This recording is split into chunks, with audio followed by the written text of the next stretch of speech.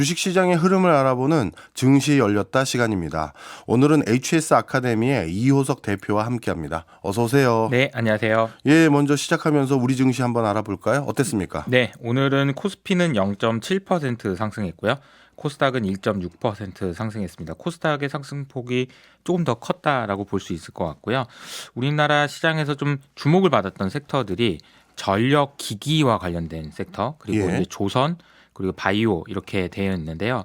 각각 일단 전력 기기부터 말씀드리면은 최근에 AI에 대한 관심이 많잖아요. 예. 근데 이 AI가 돌아가기 위해서는 전력이 필요한데 이게 이제 변압기가 쇼티지다 이런 예. 이야기들이 나오면서 전력 기기에 대한 수요가 굉장히 폭증하고 있다라는 소식이 전해지면서 전력 기기 업체들의 주가가 상당히 좋았고요. 두 번째로는 조선 업체가 좋았는데 이것도 바이든이 지난주에 야 중국 애들이 배 짓게 만드는 거 용납할 수 없다 이런 이야기를 하면서 우리 조선 업체들도 수혜를 볼 수 있다라는 이야기가 나오면서 좋은 흐름을 보였습니다. 그리고 바이오는 뒤에도 말씀드리겠지만 금리에 대한 전망들이 좀 왔다 갔다 하고 있는데 네. 금리 인하에 대한 전망이 커질수록 바이오가 좀 좋아지는 모습을 보이고 있거든요. 자체 모멘텀도 있고 그래서 이 세 개의 섹터가 오늘 좀 좋은 흐름을 보였다라고 보실 수가 있을 것 같고요. 네. 오늘 좀 특징적인 게 하나 있어서 소개해드리려고 하는데요. 우리가 현대 기아 그러면은 현대가 형이고 기아가 동생 뭐 이런 느낌 좀 있잖아요. 그렇죠. 네. 오늘 기아차의 시가총액이 현대차를 넘었습니다. 그래요? 네, 기아차의 시가총액이 51.4조 원, 예. 현대차의 시가총액이 51.3조 원. 음. 그러니까 0.1조 원 차이로 시총 5위와 6위를 기록하게 됐는데요.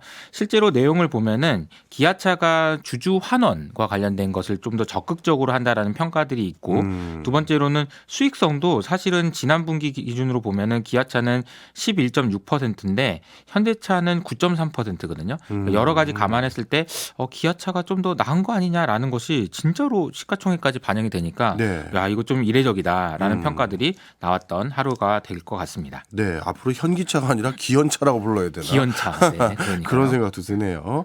자, 이번 주는 주요 국가의 금리 결정이 몰려 있더라고요. 일단 가장 초미의 관심사는 일본의 결정인 것 같습니다. 17년 만에 마이너스 금리를 철회할 가능성도 있다. 이런 전망들도 있던데 어떤 상황입니까? 야, 그러니까 지금 다른 모든 나라들은 지금 금리를 올렸다가 예. 이제 다 올렸다가 쓰니까 이제 좀 쉴까? 좀 내릴까? 이런 얘기를 하고 있는데 일본은 그동안 그까지 안 올리다가 안 올리고. 17년 만에 금리를 올린다도 아니고 마이너스 금리를 철회한다. 그러니까 이게 좀 약간 느낌이 다르죠. 그러니까 금리를 올린다는 뭐 2에서 3%뭐 이렇게 올리는 개념이 아니고 마이너스였던 금리를 정상화한다라는 표현이 좀 적당할 것 같습니다. 그러니까 네. 마이너스 금리라는 것이 말이 안 되는 거였죠. 이제 그것이 정상화되는 과정이라고 보시면 될 것 같고요.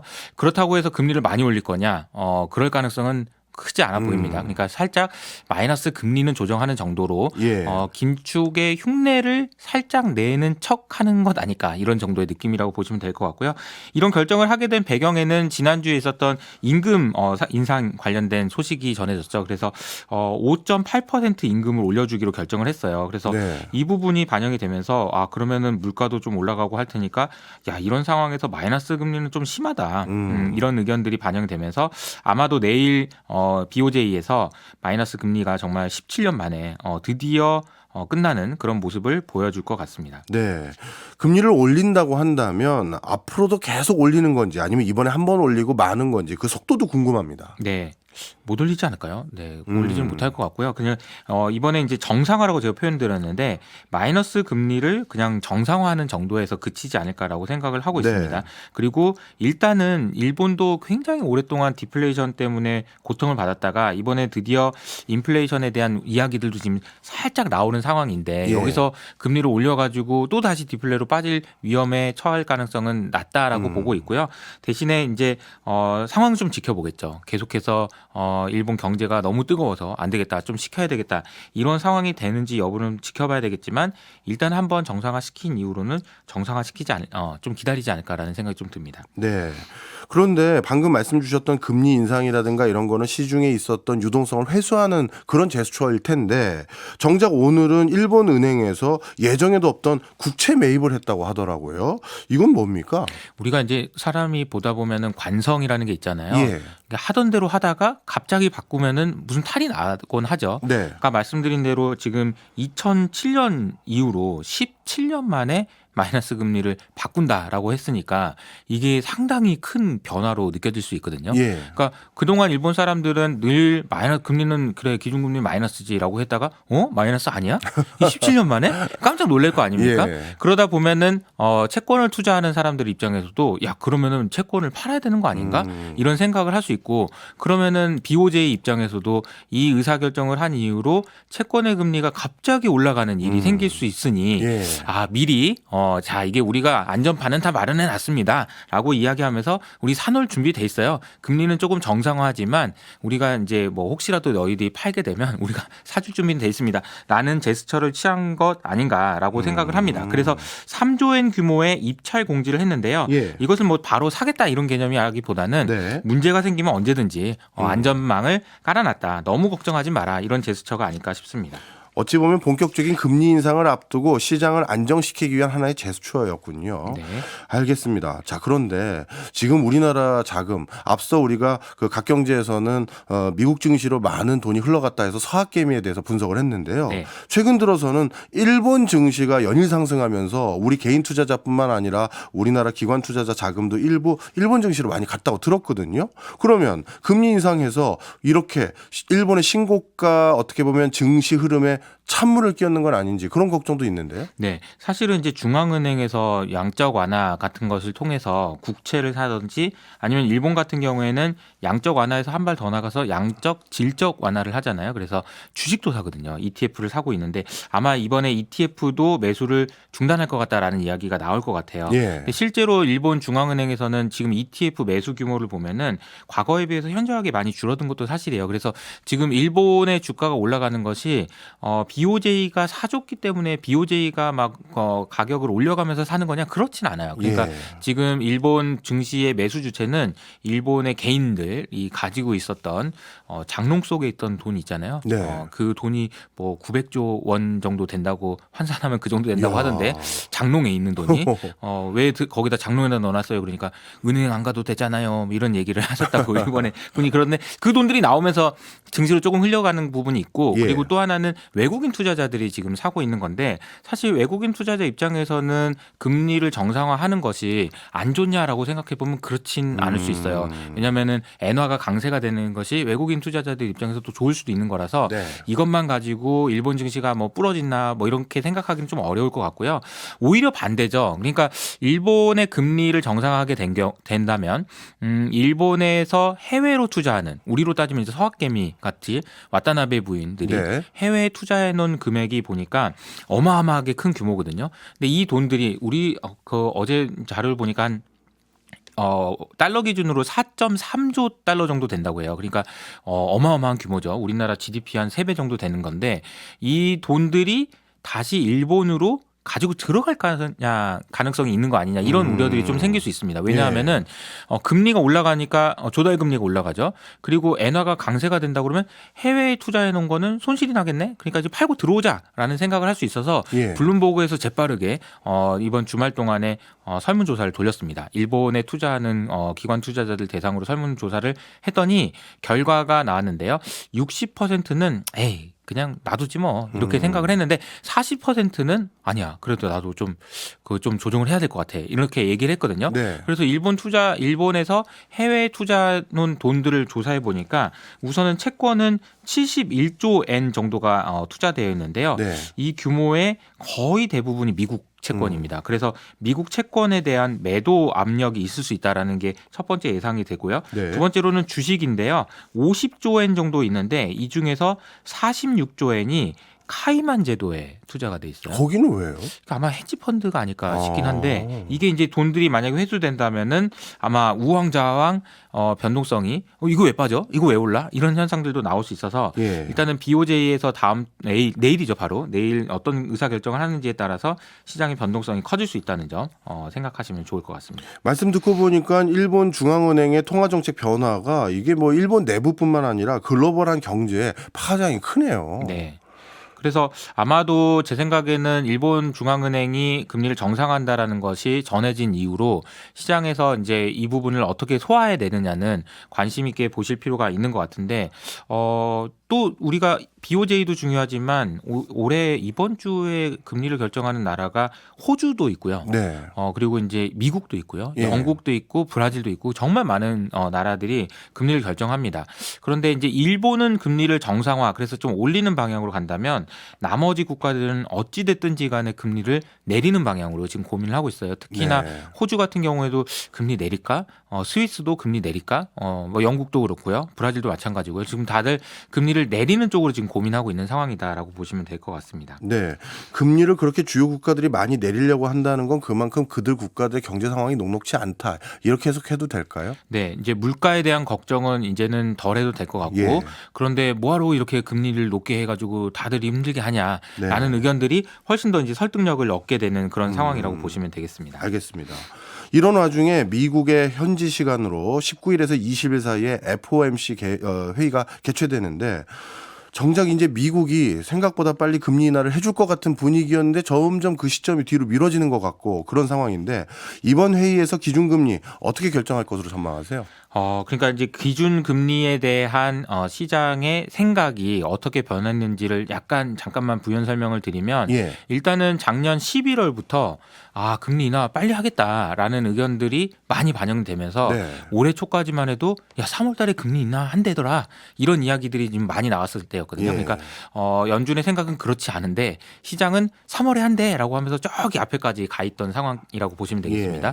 그래서 정확하게 글로벌 증시도 11월을 저점으로 해서 올해 초까지 계속해서 올랐어요. 그래서 예. 1월 초에 이제 많은 전문가분들이 지금 연준은 그럴 생각이 없는데 시장이 너무 앞서갔어. 그래서 이런 생각들이 정상화 그러니까 아니네 그 정도는 아니네 5월이나 6월이겠네 이렇게 뒤로 미뤄지는 과정에서 주가가 좀 조정을 받을 거다라고 봤는데 웬걸 그 기대는 정상화가 됐거든요. 네. 3월이 아니고 6월이 될 거다 이런 생각들은 이제 다들 하고 있는데 의외로 지금 미국 증시는 오히려 계속해서 올라가고 있잖아요. 예. 그래서 이게 도대체 어떻게 된 건가? 이게 보면은 제가 나눠서 보니까 좀 이해가 되더라고요. 이거를 미국의 나스닥 100 지수를 보면은 미국의 연준이 어떻게 하든지 말든지 계속 올라갔는데 네. 이게 돈을 못 버는 테크 주식을 따로 발라가지고 지수를 그려보니까 아까 제가 말씀드렸던 연준이 어떻게 할 것 같다라는 그 기대감과 똑같이 움직이더라고요. 다시 말하면은 연준이 금리를 내릴 것 같다고 하면은 올랐다가 네. 아니네 그러면 빠졌다가 그래서 지금 최근에 돈 못 버는 테크 주식들은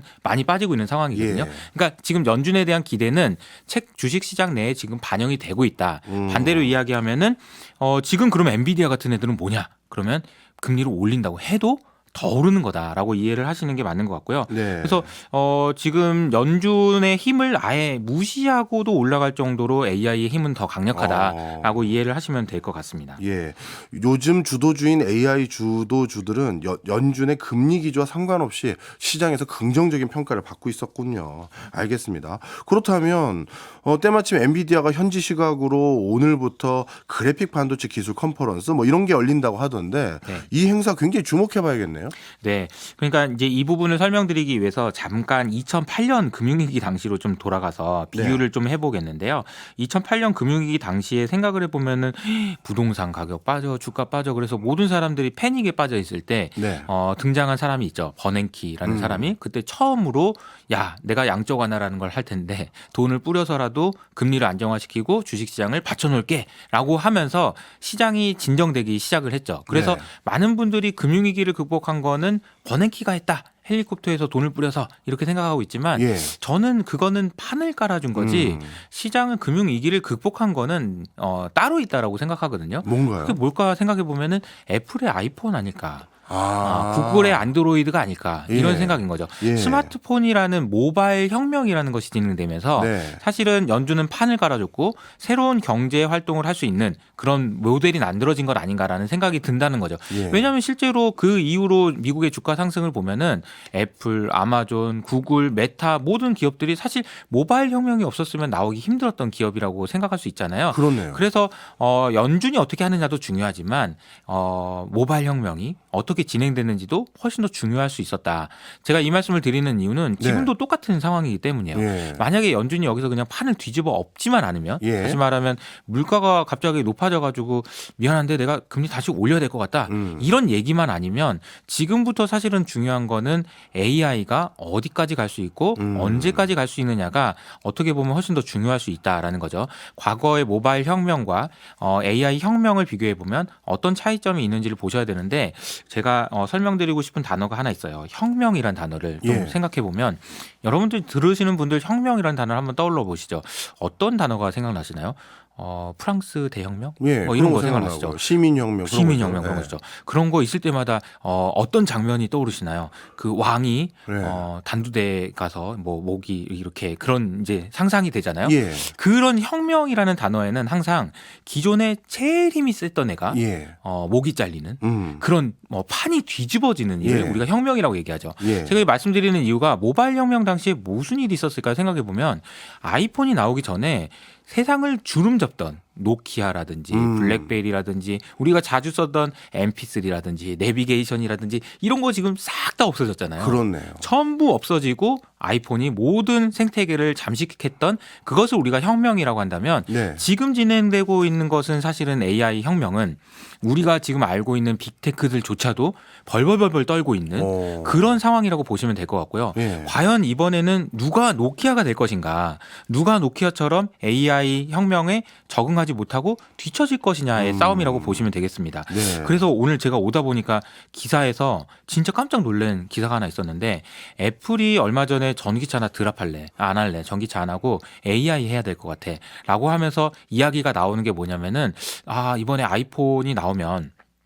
여기에다 AI를 넣어야 될 것 같은데 이게 지금 시간이 없으니까 전기차 할 돈 쓰지 않고 한 7조 원 정도를 엔비디아에서 칩을 사려고 네. 대기해놨다 이런 얘기가 나와요. 예. 그러니까 지금 너무 급한 거예요. 애플 입장에서는 이번에 만약에 9월달에 제대로 된 게 안 나오면 큰일 나겠다라는 생각을 하고 있다는 거고 심지어 방금 전에 뉴스 나온 거 보니까 그러면은 우리 그냥 AI 모델 우리 못할 것 같은데 구글이랑 손잡을까? 우리 애플이요? 와. 제미나이랑 그냥 한번 붙을까? 제미나이 거 쓸까? 이런 이야기가 지금 나오고 예. 있을 정도거든요. 그래서 지금 상황은 AI에서 헤게모니를 잡기 위해서 빅테크들이 전 재산을 걸고 지금 베팅하고 있는 상황이다라고 보시면 될 것 같고 예. 질문 주신 거는 GTC 행사라는 거잖아요. 예. 여기서 말씀드린 게 이겁니다. 엔비디아가 이번에 새로운 칩을 개발하는데 지금 기존에는 A100이라는 칩이고요. 이게 신제품이 A200이고요. 예. 그리고 그것보다 더 앞서는 제품이 B100이라는 제품인데 애플이 지금 7조 원 줄 테니까 B100 그거 나한테 좀 넘겨라. 나 네. 지금 급하다. 이런 얘기를 하고 있는 상황이라서 엔비디아가 새롭게 내놓는 칩이 얼마나 성능이 좋을 것이며 그것을 얼마나 높은 가격에 팔 수 있을 것으로 기대되는지 이런 부분들을 젠슨 왕이 이야기할 걸로 보이는데 내일 새벽 5시입니다. 내일 그래서 새벽 5시. 젠슨 왕이 어떤 이야기를 예. 이번에도 이제 가죽 잠바를 입고 나오겠죠. 네, 어떤 이야기를 할지 진짜 초미의 관심사라고 보시면 되겠습니다. 특히 이번에 GTC 행사가 저도 관심이 있는 이유 중에 하나가요. 우리나라의 대표적인 반도체 기업인 삼성전자랑 SK 하이닉스도 여기에서 참여한다고 하더라고요. 맞습니다. 이번에 이제 젠슨 왕이 이야기할 때 우리나라에서도 주목해 봐야 되는 게 결국은 칩을 많이 만들 건데 네. 그 칩의 공급망을 누구로 선택할 것이냐라는 관점이에요. 그래서 방금 저도 지금 사실 요즘에 보면요. 돌아다니면서 뉴스가 새로운 뉴스들이 계속 나오는데 네. 제가 여기 올라오면 엘리베이터 타고 올라오는 과정에서 또 뉴스가 하나 나왔거든요. 그래요? 엔비디아가 칩을 만드는데 거기에 코워스라고 하는 그런 부품을 만들어주는 데가 TSMC, 대만의 TSMC라는 회사인데요. 예. 이 TSMC 회사가 공장을 한 4개 정도 짓겠다고 원래 당초 계획이었는데 올라오다 보니까 6개로 올렸다고. 지금 그만큼 수요가 굉장히 많다라는 거고요. 네. 그래서 그 엔비디아와 TSMC 그리고 하이닉스까지 연결되는 이 공급망 체인이 과연 사실은 TSMC가 하는 것도 삼성전자가 좀 할 수 있고 하이닉스가 하는 것도 삼성전자가 좀 할 수 있는데 삼성전자를 과연 끼워줄 것이냐 말 것이냐가 정말 중요한 관전 포인트라고 보실 수가 있을 것 같고요. 아마 삼성전자에서는 엔비디아 젠슨왕 옆에 가서 저도 이런 거 만들었는데 어떻게 좀 예쁘게 봐주시면 안 될까요? 열심히 하겠습니다. 이런 얘기를 하러 갔을 거고요. 예. 그 이야기를 젠슨왕이 그러니까 엔비디아가 채택을 할 것이냐 말 것이냐가 우리나라 입장에서도 굉장히 좀 중요한 관전 포인트라고 보시면 보시면 되겠습니다. 그렇겠네요. 어찌 보면 이번에 GTC 행사는 앞으로 더욱더 시장이 확장될 인공지능 관련한 반도체 수급에 어떻게 보면 연결고리를 누구로 할 것이냐라는 힌트도 될 수 있겠는데요. 네. 그래서 공급망이라는 측면에서는 하이닉스냐 삼성전자냐 이런 부분이라고 한다면은 네. 엔비디아 자체로 놓고 보면 어떤 부분에 관심을 가져야 되느냐 이걸 두 가지로 좀 말씀드릴 수 있을 것 같은데요. 앞서 말씀드린 대로 엔비디아는 새로운 칩을 공개할 예정입니다. 예. A100이 아니고 A200 그리고 B100이라고 하는 그런 신제품을 만들고 얼마나 고성능인지 그리고 얼마나 전력을 더 적게 쓸 수 있는지 이런 부분들을 굉장히 어필을 많이 하겠죠. 새로운 제품이 나왔으니까. 그리고 이게 얼마나 누구한테 팔려갈 것이고 누가 사가기로 다 돼 있다 이런 이야기를 아마 하게 되지 않을까 싶습니다. 그걸 보면은 야 이게 지금 AI가 정말로 앞으로 갈 길이 멀구나 이런 이야기들이 나오지 않을까라고 기대를 하고 있고요. 두 번째로는 엔비디아도 두려워하는 부분들이 있습니다. 뭔가요? 이게 왜냐면은 엔비디아가 지금 돈을 너무 많이 벌잖아요. 예. 그러니까 뭐 지금 야 니네 물 팔아도 그 정도는 안 남기고 하겠다 이런 이야기가 나올 정도로 너무 비싸게 파는 거 아니냐 예. 이런 우려들이 있고 사실 그러니까 굉장히 많은 시기와 질투를 받겠죠. 그런데 엔비디아 입장에서는 아니 나는 그냥 가만히 있는데 애플이 비싼 돈 주고 사간다는데 어떻게 안 팔 수도 없고 이런 정도의 이제 분위기라고 보시면 되겠는데 예. 엔비디아에서 두려워하는 건 이런 부분인 것 같아요. 그 닷컴 버블 당시에 시스코라는 회사가 있었는데 시스코가 정말 그때도 주가가 정말 많이 올랐었거든요. 네. 근데 이 회사가 나중에 자기가 라우터라는 것을 다 팔고 나니까 더 이상 팔 게 없으니까 주가가 그냥 급락하는 모습을 보였거든요. 예. 마찬가지로 엔비디아도 GPU 지금은 너무나도 많이 팔리는데 언젠가는 GPU가 범용이 될 것이고 그것이 다 팔리고 나면은 이제 시스코처럼 되는 거 아닌가? 라는 우려가 분명히 있단 말이에요. 그래서 젠슨 왕이 지금 우리는 하드웨어를 만드는 반도체를 만드는 회사지만 그게 아니고 우리는 서비스도 만들어서 파는 회사예요. 라는 이야기를 분명히 하게 될 것 같고 예. 그 배경에는 엔비디아가 올해는 100조 원 정도를 벌 것 같고요. 내년에는 그 이상 돈을 벌 것 같은데 그 돈을 어디다 쓸 건지에 대해서 힌트를 줄 것 같습니다. 근데 제 생각에는 바이오가 아닐까라고 바이오요? 생각하고 있습니다. 엔비디아가 AI를 통해서 하고 싶어하는 것은 바이오 신약 개발이라든지 아니면 이런 쪽에서 그 성능을 그러니까 성과를 내려고 하는 시도들이 굉장히 많거든요. 그래서 그런 부분들도 관심 있게 보시면 좋을 것 같다라는 생각을 말씀드립니다. 알겠습니다. 마지막으로 짧게 비트코인 얘기 잠깐 해볼게요. 네. 1억 넘어가면서 많은 사람들에게 다시 기대감을 가져다 줬는데 최근 약간 조정된 것 같아요. 왜 그렇습니까? 네, 뭐 많이 올랐으니까 그런 것 같고요. 네. 이제 한 가지만 말씀드리면 우리가 AI 이야기로 연결해서 설명드리면 예. 자 AI를 하기 위해서 필요한 것이 여러 가지가 있는데요. 오늘 예. 제가 반도체 이야기 되게 많이 했고요. 네. 그리고 그 다음에 있는 게 변압기가 많이 필요합니다. 예. 압력을 좀 바꿔놔야 돼요. 네. 세 번째가 전기입니다. 네. AI를 하기 위해서 전기가 정말 많이 필요해요. 예. 근데 전기 에너지를 저장해 놓은 것을 뭐라고 얘기할 수 있냐면은 비트코인이라고 얘기할 수 있거든요. 그래요? 비트코인을 만들기 위해서는 전기가 많이 드니까 뭐 연산을 해야 된다면서요? 그렇죠. 전기 요금이 높아지면 비트코인 가격도 올라갈 수 있어서 저는 장기적으로 보면 AI랑 비트코인도 연결이 돼 있다라고 생각할 수 있을 것 같고요. 그래서 비트코인 가격은 앞으로도 계속 우상향할 가능성이 높다라고 생각을 하고 있습니다. 뭐 ETF도 있고 반감기도 있고요. 많이 올랐기 때문에 받는 조정은 좀 건강한 조정 아닐까라고 생각합니다. 아니 비트코인에 대한 개인적인 그 견해를 이렇게 막 얘기하고 그러세요. 그러다 떨어지면 어떡하시나요? 네. 뭐 조정을 받을 수도 있는데요. 네. 뭐 가능성은 좀 높다. 이렇게 생각을 하고 있습니다. 알겠습니다. 뭐 사실 많은 청취자들이 알아서 걸러서 들으시니까 네. 편하게 얘기해 주시면 됩니다. 네. 지금까지 이효석 대표였습니다. 오늘 많은 거 배웠습니다. 고맙습니다. 감사합니다.